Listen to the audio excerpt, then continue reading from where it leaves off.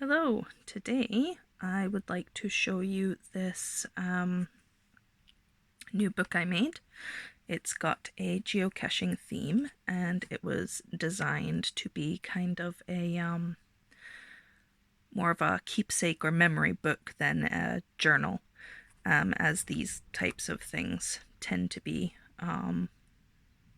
or called journals, and just filled with lots and lots of pictures and things. This one's quite empty, so that it can be filled and customized by whoever ends up with it. And I say whoever ends up with it because I've been thinking a lot about all the things I made and all the things that I just kind of keep because I've not been selling for a few years. I closed my Etsy shop around about when my youngest daughter was maybe 1 and she's going to be 5 soon, so my Etsy shop has been out of commission for about 4 years now, and I've just kept accumulating stuff, and I've got quite a lot to sell, so I think I'm going to give that a go around about the end of March, I hope, because I've got to take all new pictures and things, and it's quite a process. So as I was thinking about making or reopening my Etsy shop, I also thought I would like to make some things.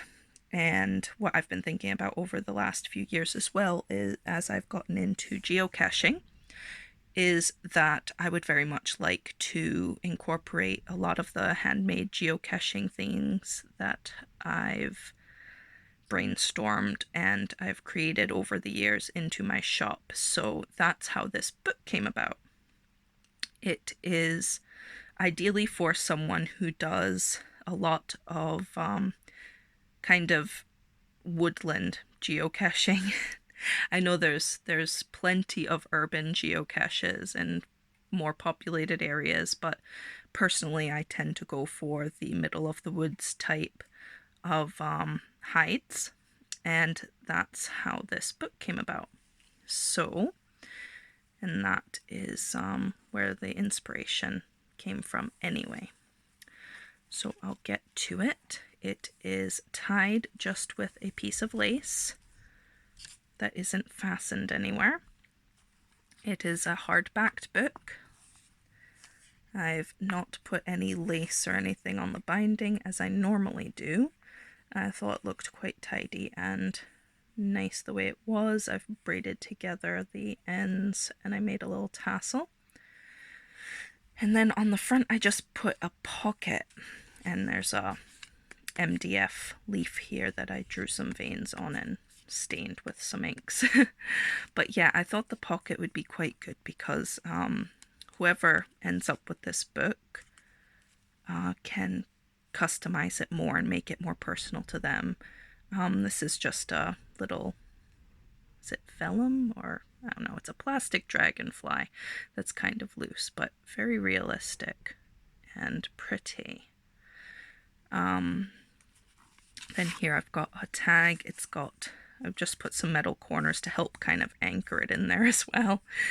It's got some handmade paper that I've also dyed with something. I dyed it a long time ago, I honestly can't remember, but I tend to dye things with tea and food coloring and watercolors, so it could be any of those things, or ink as well.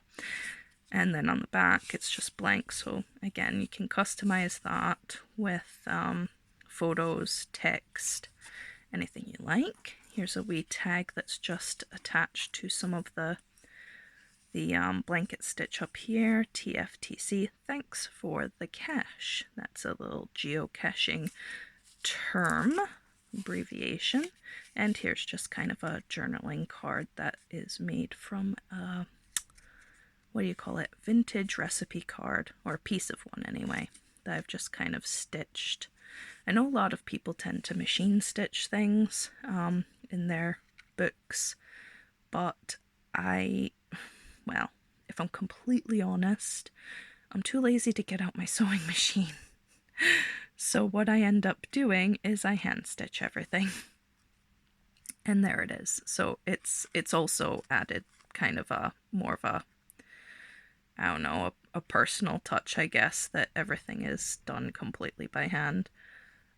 So yeah, I've added some beads to a tassel here, just instead of finishing, oh sorry, that's coming out of focus. Instead of finishing the ends and knotting it off, I've left a lot of tassels and beads on things just to make them a little bit more fancy, I guess. So yeah, that is the cover with all of its little bits. I've got metal corners on the, well, the corners of the book just because I had them and I thought they looked nice. And on the back you can see this fabric, which I thought was very appropriate with all the different trees. I didn't want to cover that up too much because it's a beautiful print in its own right. I've just used a little bit of distress ink around the corners and around the edges as well. So let's get inside. Here's just a bit of lace that's glued in. I wanted to leave this first bit quite empty because I think this is a really prime area for making it your own. So there's just fully customizable empty first page there. I've also used a lot of ink sprays on this, and the color theme of the book is all just very brown and green, which is really my favorite. So you see that a lot in the things that I do. I've blanket stitched some of the pages, and this is all card instead of paper, so I've made a lot of these pages into pockets as well. And the pockets are actually stitched in, they're not glued. Just the only glue is just kind of here in the corner to tack that down, which is quite good because it makes them extra sturdy. So the pockets are all kind of stitched in. Here I've got a journaling card that I made with all of the artwork in this book is my own. So with the book you also get lots of little drawings that you can't get anywhere else because they're mine.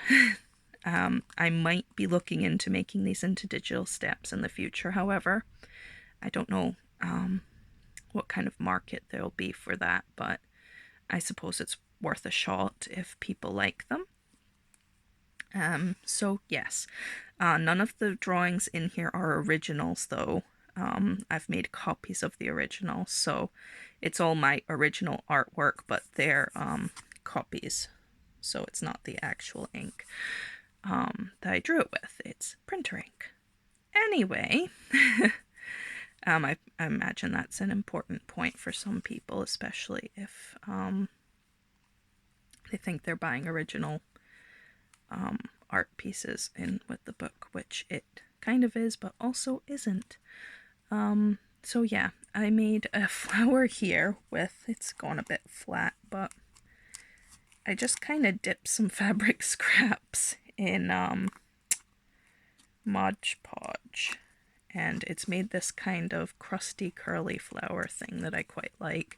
And I've used some feathers. I beaded it just as a little experiment. Won't be doing that again, I'll tell you. It was slow going. And again, I have, instead of knotting it off, I've just put another stone bead on here as a little tassel. So this is a double pocket as well, this first one. And then here I've made a little logbook which goes with the geocaching theme.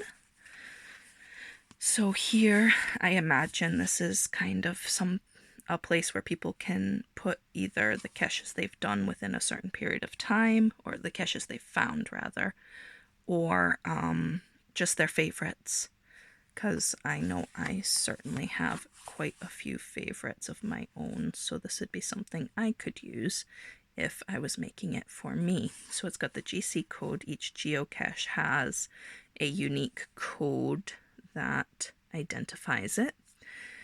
and then date and notes. There wasn't a whole lot of space to put 4 notes, but I thought, you know what, it's workable. Then on the consecutive pages, it's just the lines. And all of these pages have been dyed and stained and inked to make them look a little bit grungy. And that just lives in here. So, and some of these ink sprays are also mica sprays, so they've got a little bit of a shimmer to them, which to me makes them look a bit damp, which I like. And then here we've got Ground Zero, more of my artwork, and some lined paper. And these are, what do you call it? Beech nuts. You get lots of beech nuts here. A lot of my nature artwork, I should mention, is heavily inspired by what I've been exposed to, and I have lived in New England, United States, specifically Rhode Island. I grew up there, and I've lived in Scotland for over 15 years, so that's the nature artwork is kind of a mixture of Scottish beasties and plants, as well as North American beasties and plants. And there's a lot of overlap, actually. Here's a journaling card that tucks in here. This is Bindweed. They look quite a lot like morning glories, but these are wild. I've never really seen them in North America, but I think you do get them in the wild there. Anyway, the flowers tend to be white, and people absolutely hate them. I was actually considering deliberately putting it in my garden, and everyone I know thought I was crazy, and then they talked me out of it because apparently it just takes over everything and chokes out the plants that you want there, and you can't get rid of it. But I like it. I think it's a beautiful plant. So yeah, there's the bindweed on a card with a stone bead and a little metal bead and a challenge yourself charm there. I've stitched around the edge, and on the back it's just got space for writing. You can of course tuck anything you want into these pockets. I've just put little bits to show off their potential, I guess. You can put photos, little maps, anything you acquire in your journeys. Here's a nice frog. An official geocache with a geocaching log.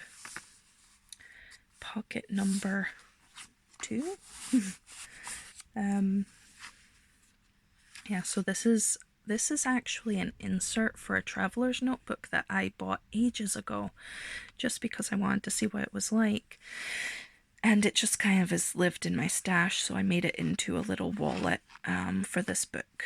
It's got handmade paper, it's got some cheesecloth, some acorns, and here it's got some blutes, which are North American wildflowers, and it's got a little pad of papers that I've dyed and stained and whatever, and this pad is kind of glued in, and it's got a pocket here that I've just shoved a tag in to show off its pocketiness. And there is a snake, which is a lovely double-sided charm with a stone bead and some lace on the tag, so that's again fully customizable. And here is a lovely pocket, and I've already taken out the things that I will put in that pocket. These are all the bits of artwork and words that I didn't use in the journal, which I will include with the journal, so they kind of just live in this pocket. And it's just got a bunch of geocaching terms,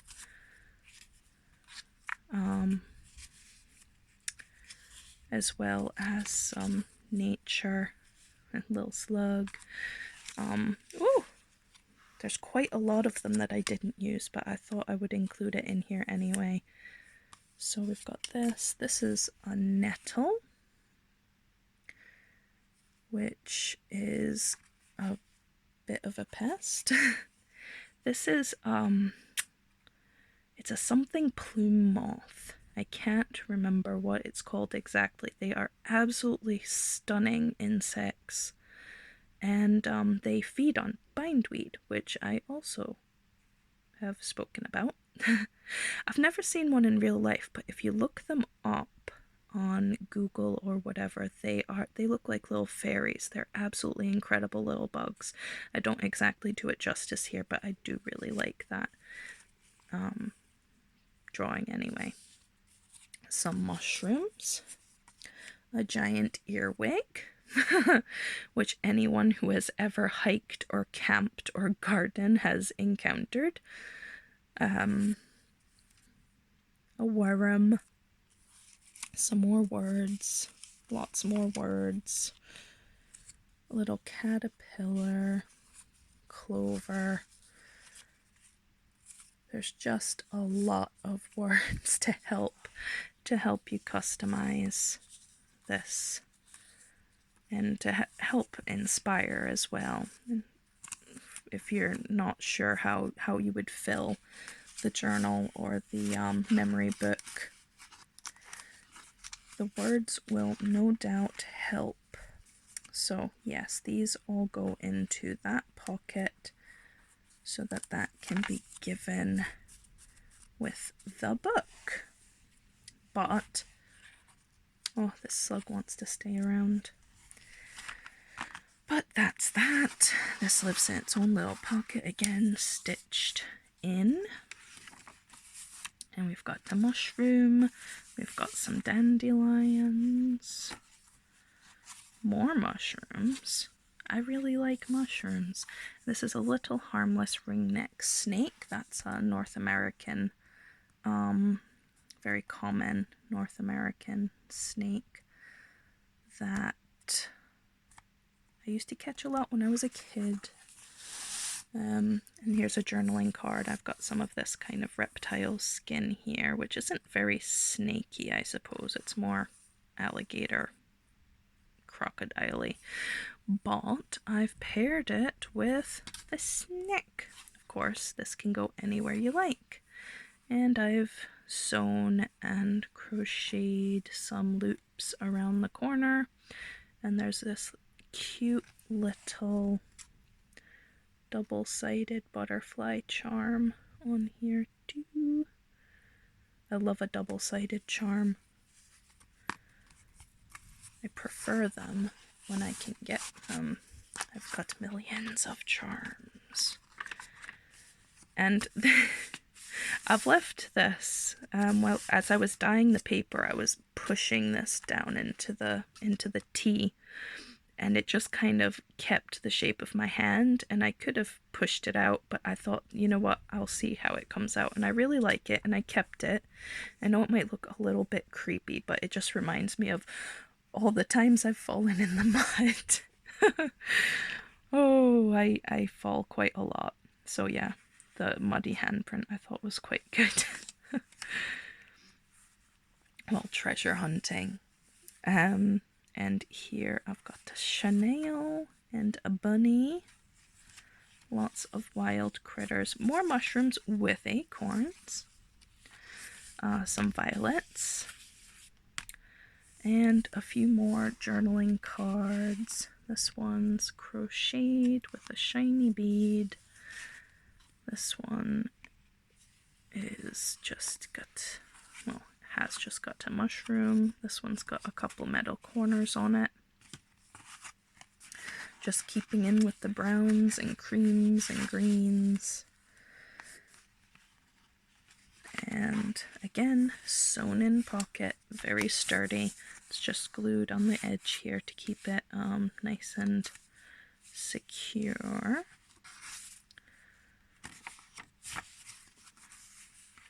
That's a stag beetle, which I've never seen in real life, but I mean, they're supposed to be around. But I like to draw them. I think they're absolutely stunning. Here I've got a bit of mountain laurel, which is a North American flower. I really miss mountain laurel. They're probably one of my absolute favorites. They're just so bizarre and beautiful and sticky. That's a wild rose and another pocket. This one goes sideways and it has a trio of journaling cards that I made from vintage recipe cards. So this paper is it's a cardstock, a very kind of porous, thick cardstock, and it has been decorated. So this one's got feathers and fluff. This one has got a charm, a little beaded, I don't know, flower, I guess. That was just me messing about, seeing what I could do. It's all hand stitched. And this is a silver Y moth. These are common here. I actually found one last year in my garden. I was pulling down the peas after they had finished fruiting. And I found a chrysalis. And it turned out to be one of these guys because I took it inside so that my kids could watch it come out, and it ended up coming out, of course, while they were at school. And I was absolutely fascinated with it because it's got these weird humps on its back. I'd never seen one before, even though they're supposed to be quite common. And they are just stunning. You look at them and they're so fluffy and they're so oddly shaped.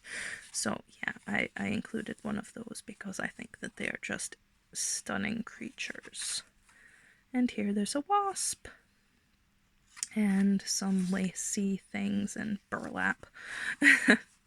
So yes, this is a trio of journaling cards where you can write or put photos and stick all your memories and things inside. A bit more space for writing and a bumblebee, some brambles or blackberries, a newt. I caught a lot of these as a child. You don't really get them so much here. There are newts, but you tend to only see them in the water. They're very sneaky when they're out and about.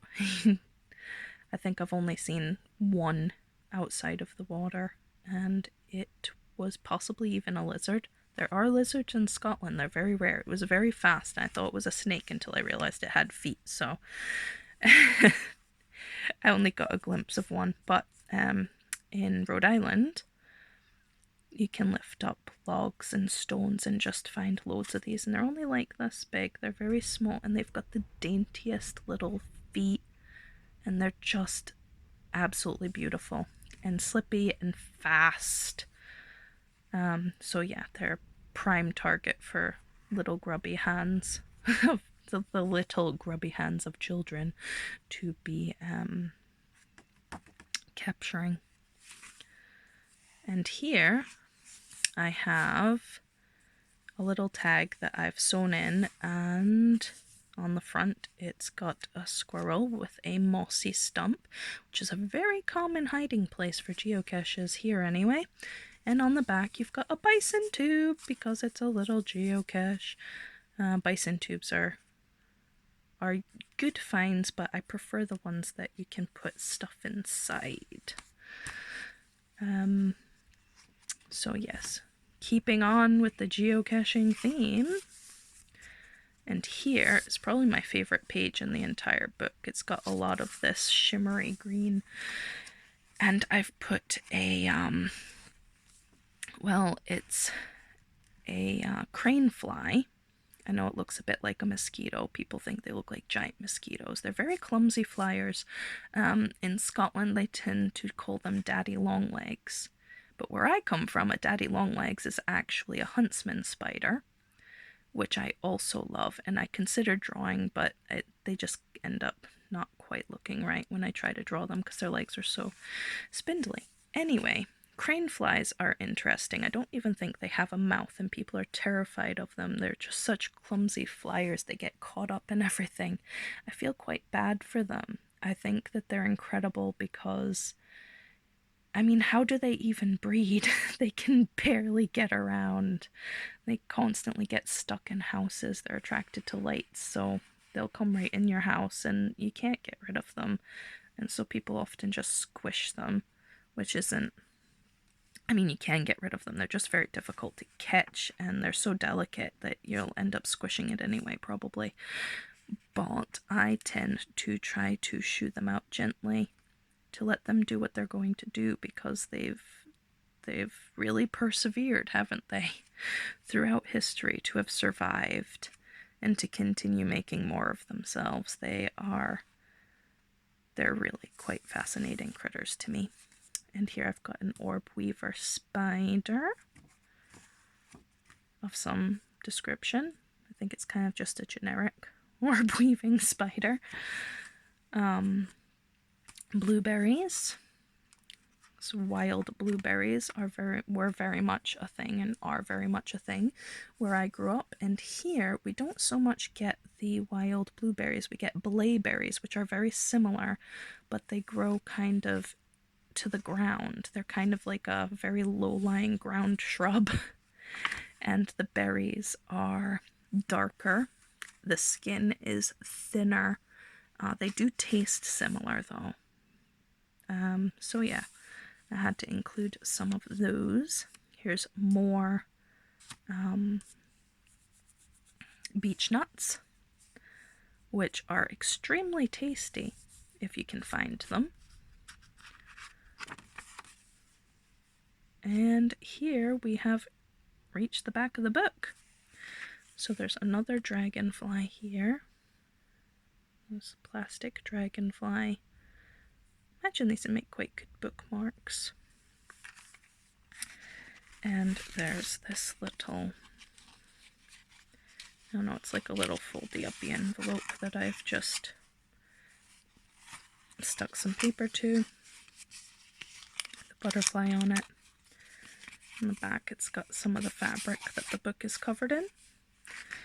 And here I've got a mason jar that I've decorated. It's a mason jar tag. I've decorated. It's got some fabric insect wings, some charms, and a bit of journaling space or writing space for keeping your memories. And I thought the mason jar shape was also quite appropriate with the geocaching theme, because they come in all shapes and sizes. And that, oh, I have a little dragonfly. You can go in there. And that's the end of the book. So, there it is. This will be available in my shop when it reopens. Hopefully at the end of March. And I guess I will sign off for now.